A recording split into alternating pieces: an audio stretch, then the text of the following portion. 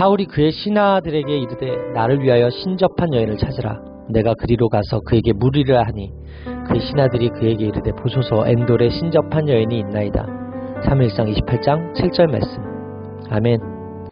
할렐루야. 오늘도 좋은 날입니다. 이용호 목사입니다. 오늘의 원포인트 묵상 본문은 사무엘상 28장 7절 말씀입니다.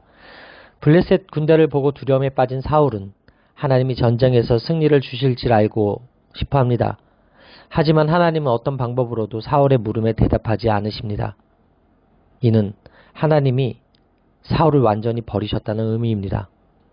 그 전에 사울은 하나님 명령에 잇따라 불순종했고 하나님의 제사장들을 죽이면서 스스로 하나님과의 관계를 끊었습니다. 두려움에 사로잡힌 사울이 다양한 방식으로 야훼의 뜻을 물으며 어떻게 해서든 이 전투가 거룩한 전쟁임을 확인하고자 했습니다.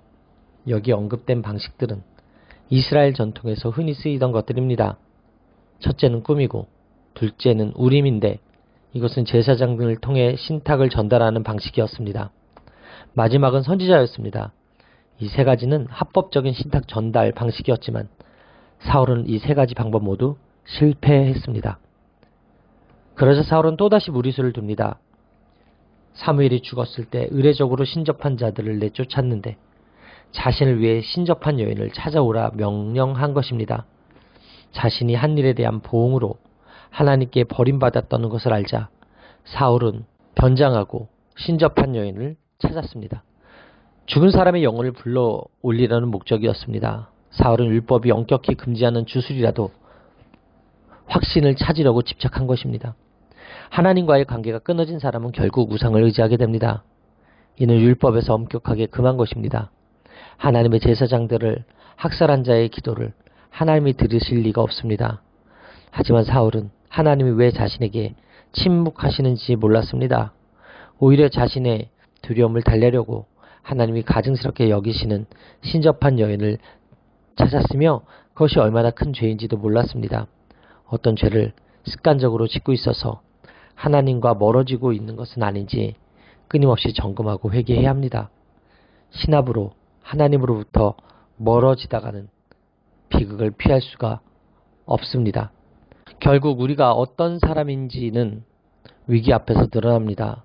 사울은 겉으로는 하나님을 섬기는 척했지만 실제로 사람을 의뢰하고 왕자를 숭배했던 사람입니다.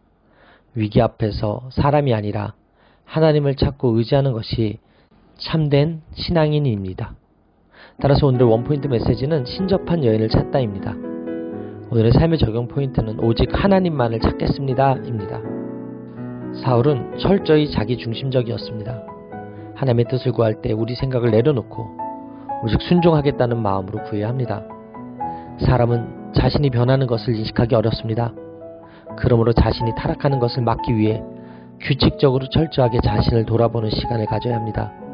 성경을 연구하고 기도하는 경건의 시간을 정해놓고 지키는 것은 물론이요.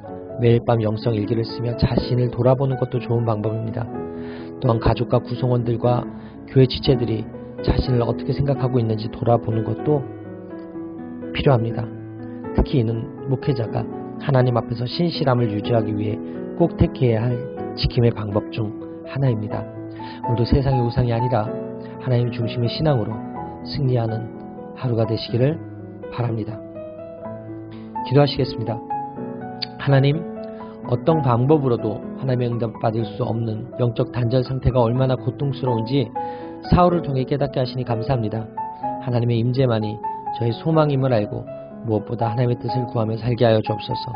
하나님을 대신할 수 없는 불완전한 것에 저의 인생을 맡기지 않도록 보호하여 주옵소서.